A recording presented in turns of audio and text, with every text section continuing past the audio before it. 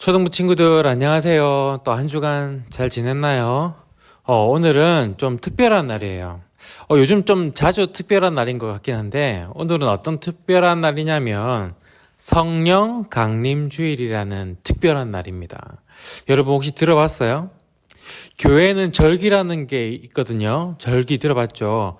성탄절, 부활절, 추수감사절 이런 절기들이 여러 개가 있어요. 그 중에서 오늘은 성령 강림절이라는 절기예요. 성령님께서 이 땅에 다시 오신 아주 역사적인 날을 기억하고 기념하는 날이에요. 여러분 우리가 지난번 영상에서 그 예배에서 성령님이 어떻게 이 땅에 다시 오셨는지를 말씀으로 나눈 적이 있는데 혹시 기억나나요?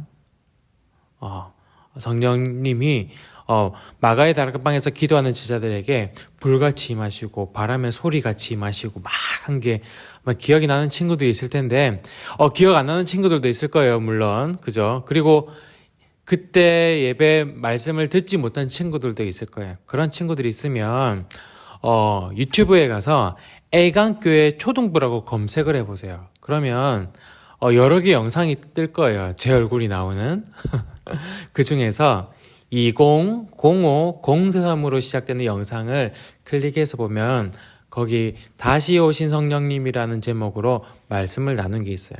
2020년 5월 3일 말씀이거든요. 그때 한번 다시 보는 거를 추천드립니다.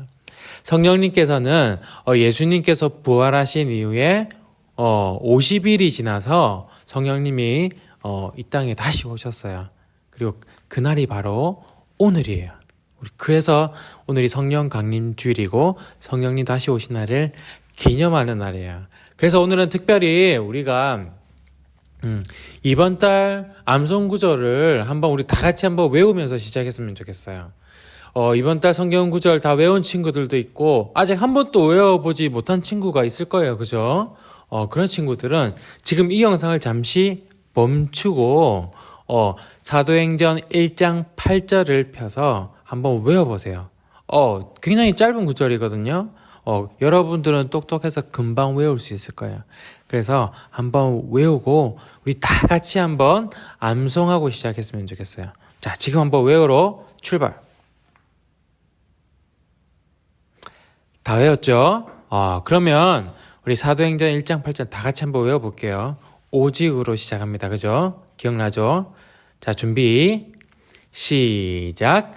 오직 성령이 너희에게 임하시면 너희가 권능을 받고 예루살렘과 온 유대와 사마리아와 땅끝까지 이르러 내 증인이 되리라 하시니라. 사도행전 1장 8절 말씀. 아멘. 오, 잘했어요. 여러분 지금 외운 암송 외운 거 있죠? 이거 영상으로 찍어서 빨리 선생님께 보내세요. 그러면 여러분들에게 달란트 나갑니다. 이렇게 하나님 말씀 외우면서 하나님을 더 알아가는 우리 초등부 되길 바랍니다. 자, 그럼 오늘도 우리가 함께 예배의 마음을 가지고 하나님을 예배했으면 좋겠습니다.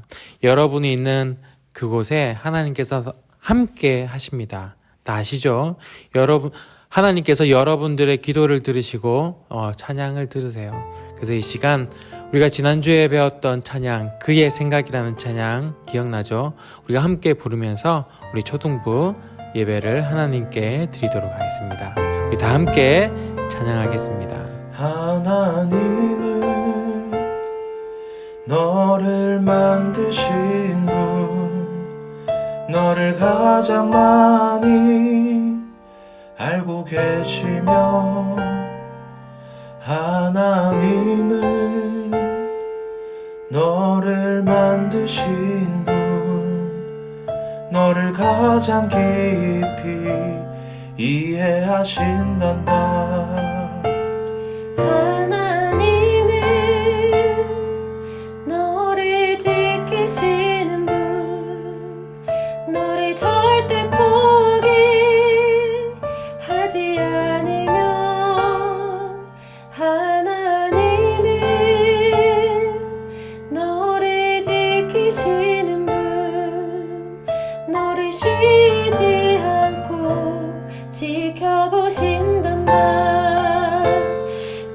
그의 생각 셀 수 없고 그의 자비 무궁하며 그의 성실 날마다 새롭고 그의 사랑 끝이 없단다. 하나님은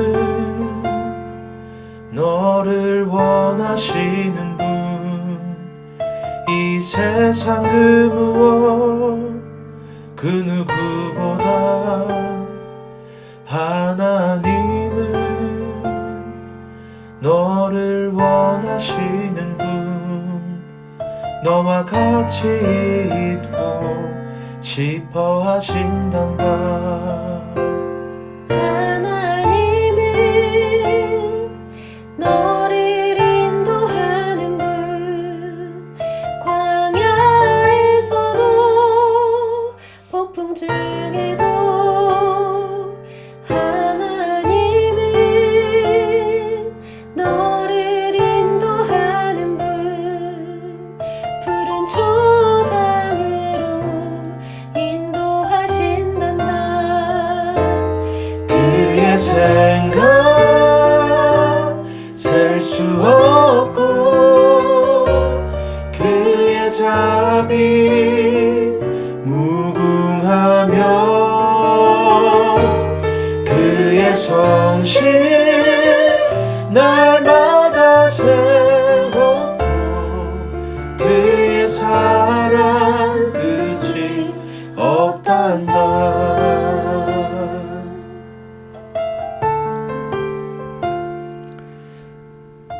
아멘. 우리 이 마음 가지고 우리 함께 기도하겠습니다.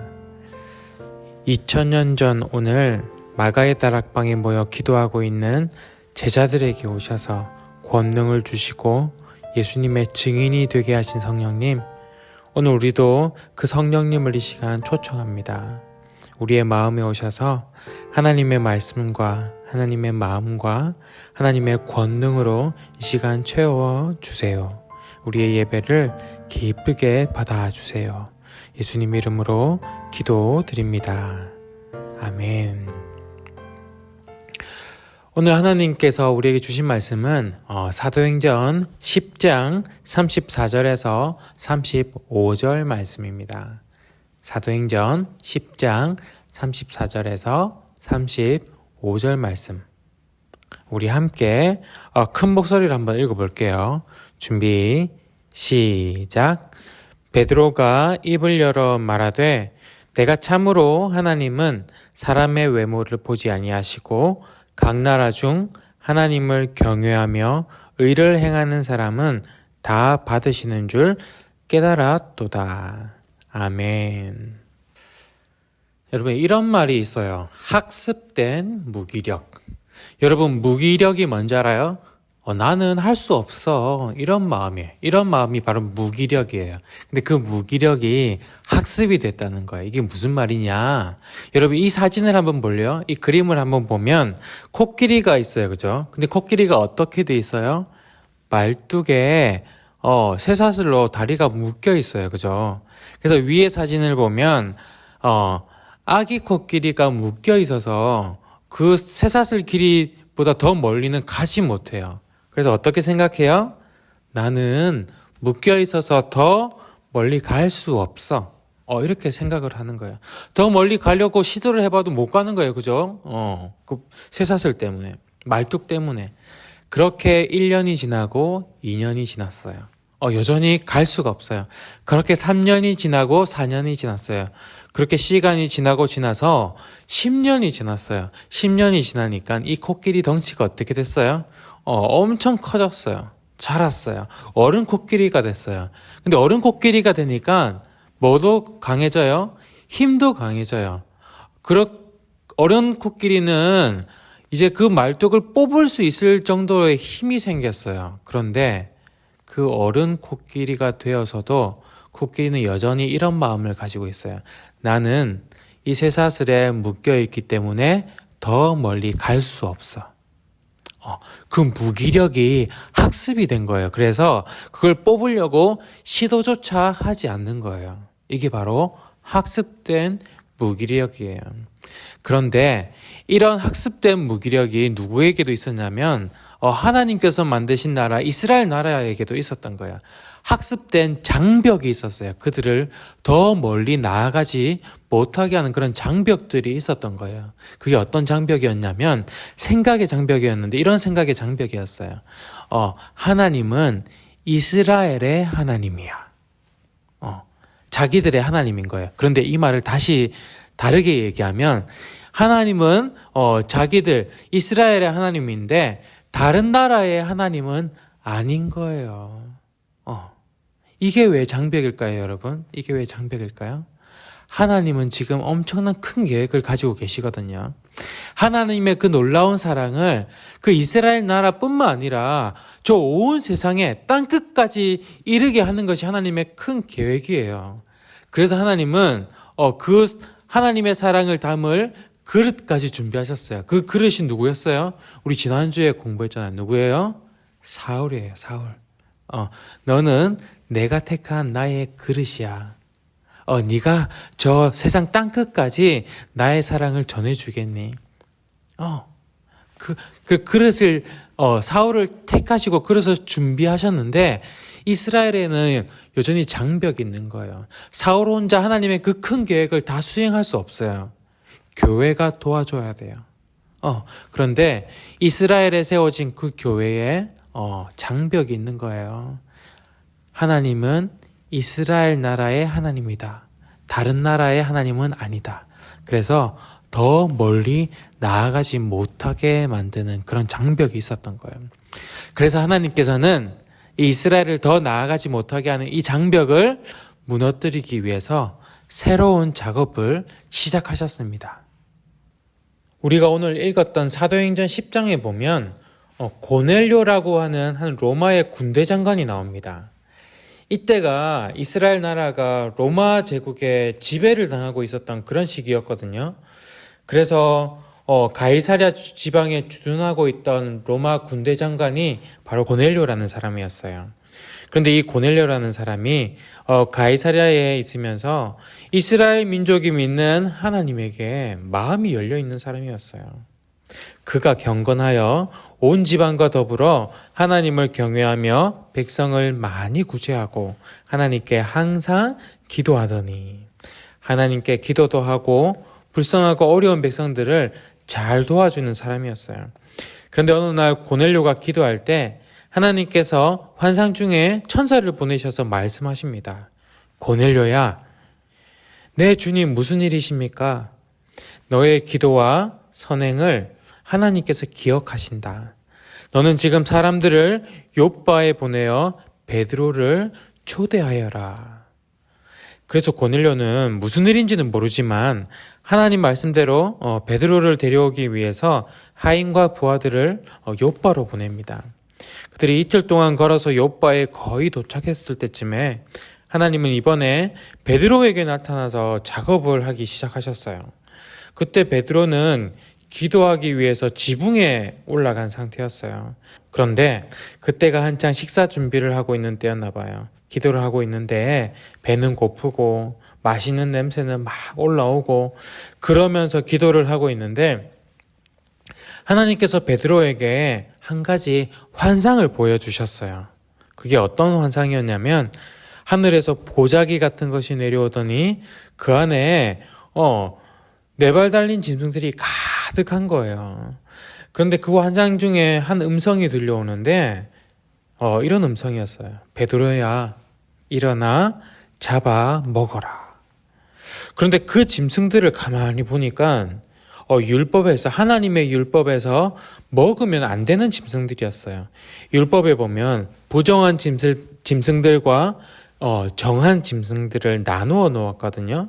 그래서 그 부정한 짐승들을 먹으면 자신도 부정한 사람이 되는 거예요. 한마디로 죄인이 되는 거죠. 그래서 베드로는 당당하게 이야기합니다. 하나님, 그럴 수 없습니다. 저는 이것을 먹고 죄인이 될 수 없습니다. 그러자 하나님이 말씀하셨어요. 내가 깨끗하게 한 것을 네가 더럽다고 하지 마라. 속되다고 하지 마라. 베드로는 참 이상한 환상이다 이렇게 생각하면서 무시한 채 계속 기도를 했습니다. 그런데 또 똑같은 일이 벌어지는 거예요. 동물들이 환상으로 보이고 하나님이 잡아먹으라. 베드로는 똑같이 반응해요. 안 됩니다 하나님, 나는 그렇게 부정할 수 없습니다. 내가 깨끗하게 한 것을 네가 더럽다고 하지 마라. 또 무시한 채 기도하다 보니까 또 똑같은 일이 일어납니다. 잡아먹으라. 안 됩니다. 깨끗하게 한 것을 더럽다고 하지 마라. 이런 일이 똑같이 3번이나 반복됐어요. 베드로는 지금 어리둥절해요. 이게 도대체 무슨 일이지? 이게 무슨 뜻일까? 굉장히 곰곰이 생각하고 있는데 그때 때마침 아래에서 누가 찾아온 거예요. 누굴까요? 고넬료가 보낸 사람들이 이 베드로가 있는 집에 마침내 도착해서 베드로를 찾고 있는 거예요. 베드로는 여전히 그 환상에 대해서 계속 생각하고 있었어요. 이게 뭔지. 근데 그때 성령님께서 베드로에게 말씀하십니다. 성령님께서 그에게 말씀하시되 2 사람이 너를 찾으니 일어나 내려가 의심하지 말고 함께 가라. 내가 그들을 보내었느니라. 내가 이 사람들을 보낸 거야. 그래서 너는 의심하지 말고 그들이 함께 가자고 하면 그냥 따라가면 돼. 그렇게 말씀하신 거죠. 그래서 베드로가 내려가 보니까 진짜 베드로를 찾아온 사람이 있는 거예요. 그런데 놀라운 건 뭐냐면 그 사람들이 이방 나라 사람인 거예요. 베드로는 유대인이거든요. 유대인에게 어떤 것이 있냐면 이런 생각이 있어요. 유대인에게. 다른 나라 사람들은 하나님을 모르기 때문에, 하나님을 예배하지 않기 때문에 다 죄인이다. 그래서 그들과 함께 지내다 보면 자기도 죄인이 된다. 이런 생각을 가지고 있어요. 그래서 유대인들은 이방 나라 사람들, 다른 나라 사람들과 같이 어울리지 않아요. 같이 밥도 안 먹고 놀지도 않고 어울리지 않아요. 그런데 베드로를 찾아온 거예요. 이게 도대체 무슨 일이지? 이렇게 하고 있는데 베드로는 궁금해 미치겠는 거예요. 지금 베드로에게는 어떤 일들이 일어나고 있잖아요. 막 일어나고 있잖아요. 이게 무슨 일일까 궁금해 죽겠는 거예요. 이방 나라 사람들이 찾아오고 이상한 환상이 보이고 부정한 건데 하나님 먹으라 그러고 이게 너무 궁금한 거예요. 이거를 제대로 알기 위해서는 어떻게 해야 돼요? 그들을 따라가 보는 수밖에 없는 거예요. 이거 말고는 알 길이 없는 거예요. 그래서 유대인들은 이방인들과 어울리지 않지만 베드로는 그들을 따라가기로 결정합니다. 그래서 따라갑니다. 그들을 따라서 가이사랴까지 열심히 걸어갑니다. 가는 동안 베드로는 계속 생각을 해요. 뭐에 대해서? 하나님께서 보여주신 그 환상에 대해서, 그 동물, 부정한 동물을 먹으라고 하셨던 그 환상에 대해 계속 생각을 합니다. 이게 뭘까? 혹시 지금 내가 생각하고 있는 이 이방 나라 사람들과 관련이 있는 것이 아닐까? 계속 생각하다가 베드로는 하나님께서 하신 그 말씀이 기억이 났어요. 하나님께서 깨끗하게 하신 것을 네가 속되다 하지 마라. 나는 이 이방인들을 부정한 존재로 죄인으로 여기고 있었구나. 그런데 하나님께서는 이들이 깨끗하다고 말씀하고 계시는구나. 죄인이 아니라고 말씀하시는구나. 그런데 나는 계속 이들을 죄인이라고 생각했구나. 그런 생각을 하면서 가이사랴로 갔던 거예요. 그래서 때마침 가이사랴에 베드로는 도착을 했어요. 고넬료는 베드로가 온다 해서 그의 친척들과 가까운 친구들을 다 불러 모아서 기다리고 있었어요. 베드로가 도착하니 서로 인사하고 베드로는 이렇게 이야기합니다. 28절을 보면 쉬운 성경으로 이렇게 말씀하고 있어요. 이들을 향해 베드로가 말했습니다. 여러분도 잘 아시겠지만 유대인이 이방 사람을 사귀거나 그의 집에 찾아가는 것은 유대법에 어긋나는 일입니다만 하나님께서는 저에게 어떤 사람도 속되거나 부정하다고 해서는 안 된다는 것을 보여주셨습니다. 베드로는 자신이 깨달은 것들을 고넬료에게 그렇게 이야기합니다. 그래서 고넬료도 하나님께서 어떻게 자신에게 말씀하셨는지를 베드로에게 다 알려졌어요. 환상 중에 기도하고 있는데 환상 중에 하나님께서 말씀하셔서 베드로를 청하라고 했다고, 그래서 사람들을 보냈다고 다 이야기를 합니다. 그리고 베드로에게 얘기했어요. 하나님의 말씀을 우리가 듣고 싶습니다. 하나님의 말씀을 전해주세요. 베드로가 그 이야기를 들었을 때 베드로는 깨닫게 됩니다. 그 베드로의 말이 오늘 우리가 읽은 말씀이에요. 베드로가 입을 열어 말하되 내가 참으로 하나님은 사람의 외모를 보지 아니하시고 각 나라 중 하나님을 경외하며 의를 행하는 사람은 다 받으시는 줄 깨달았도다. 베드로의 오랜 생각이, 그 학습된 장벽이 드디어 무너지는 순간이에요. 베드로는 오랫동안 생각했잖아요. 하나님은 이스라엘 나라의 하나님이다. 다른 나라의 하나님은 아니다. 그래서 우리가 다른 나라에서 하나님을 전할 필요가 없다. 이렇게만 생각하고 있었어요. 그래서 다른 나라 사람들의 하나님은 구원하시지 않는 줄로만 알았어요. 이스라엘 나라 사람들만 구원하시는 줄로만 알았어요. 그런데 오늘 일을 통해서 이 고넬료를 보니까 깨달은 거예요.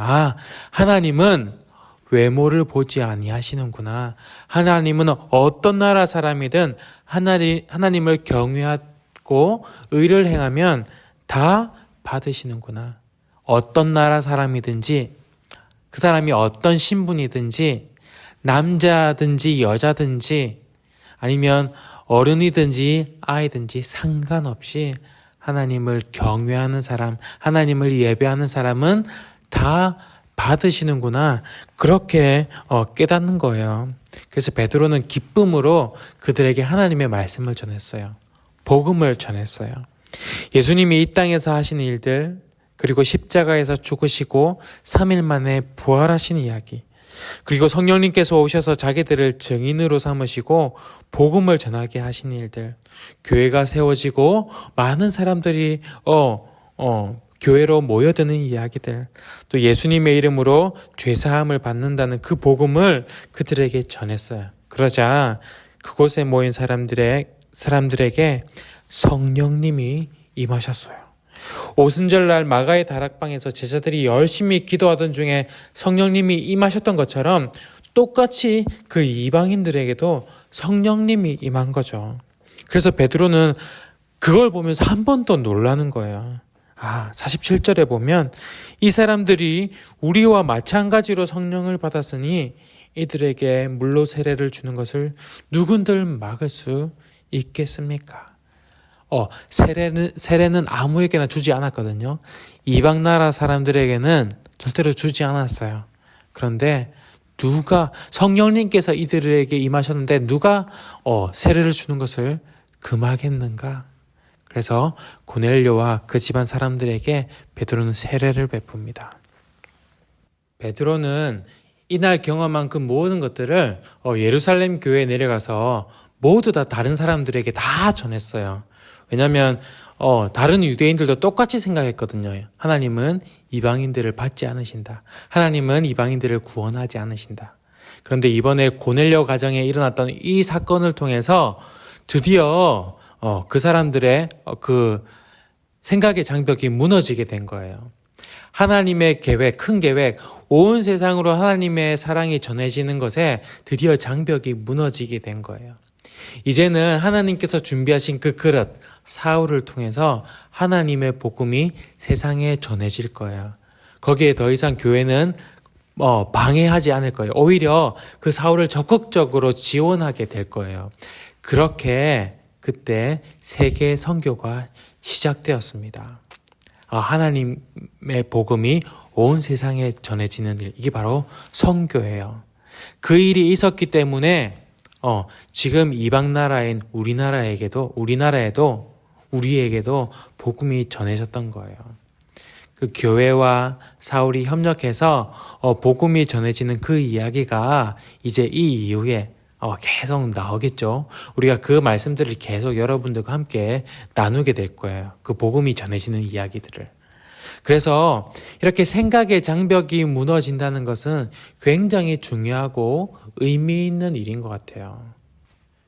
여러분, 우리는 어때요? 하나님께서 우리 초등부에게도 하나님 놀라운 계획을 가지고 있을 거예요.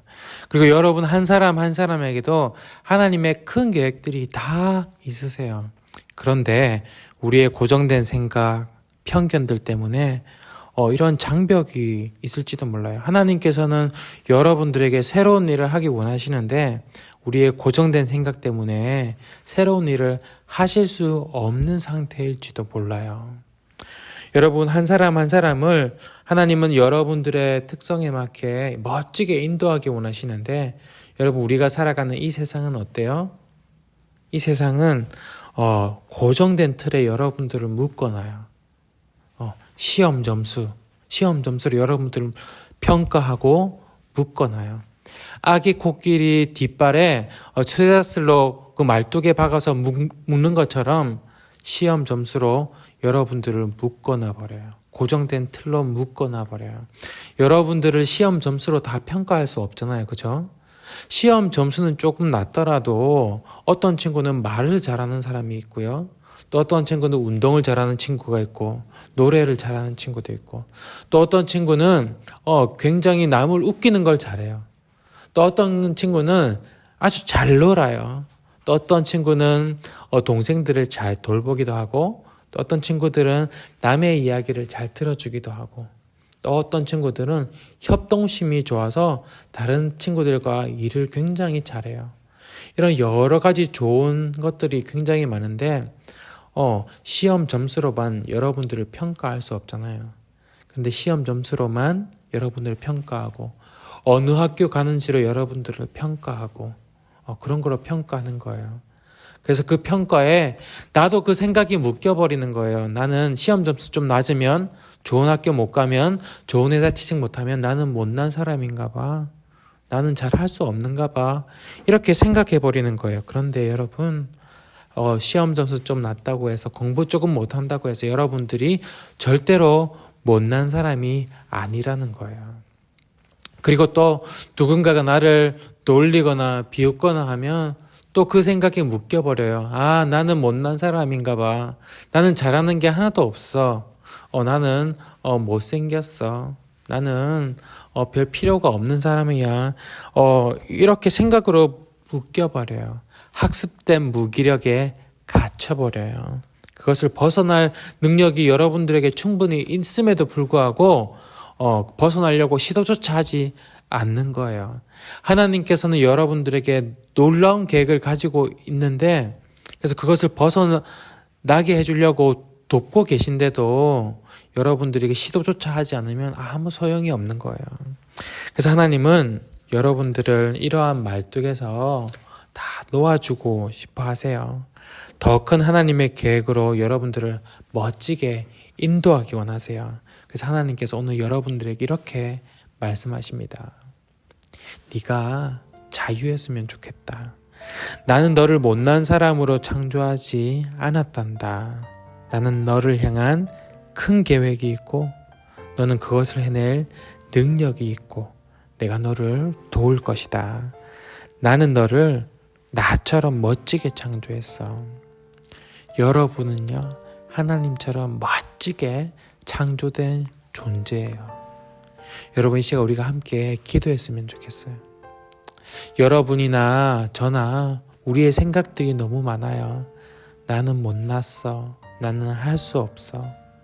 나는 그런 능력이 안 돼. 이런 학습된 무기력에 갇혀버려 있는 이런 생각들이 참 많아요. 그래서 하나님의 생각, 하나님의 계획이 우리 안에 들어올 틈이 없는 거예요. 우리 이 시간 이렇게 한번 기도했으면 좋겠어요. 하나님, 나의 뜻, 나의 생각 내가 내려놓겠습니다. 그리고 하나님의 뜻을, 하나님의 생각을 내 안에 채우고 싶습니다. 하나님 도와주세요. 내 안에 무기력함, 내가 벗어나지 못하는 이 말뚝에서 벗어나게 해주세요. 나를 창조하신 그 모습 그대로 내가 자유롭게 살아가게 해주세요. 우리 이렇게 여러분들의 입술로 하나님께 고백하면서 여러분들의 마음을 하나님께 올려드릴게요. 우리 함께 기도하겠습니다.